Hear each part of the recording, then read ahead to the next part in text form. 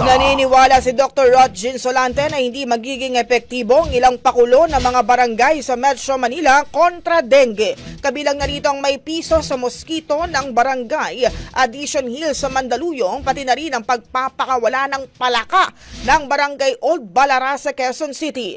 Sa panayam ng Brigada News FM Manila kay Sonante, sinabi niyang bagamat makakatulong ito para mabawasan ang mga lamok, hindi naman nito tinutukoy kung saan sila nanggagaling o nagmumula. Kaya paliwanag niya na ang mga lamok ay maaaring mag-migrate at maghanap ng ibang lugar, kaya't hindi ito magiging sapat na solusyon upang tuluyang mapigilan ang pagdami ng sakit ng dengue. So sad, no? Kasi ang tawag nga namin dito, these are desperate measures na wala namang scientific evidence na this really can decrease the number of dengue cases. Mapapababa niya yung mosquito but we don't know ano ang impact kasi ang daming mosquito, like yung piso sa mosquito.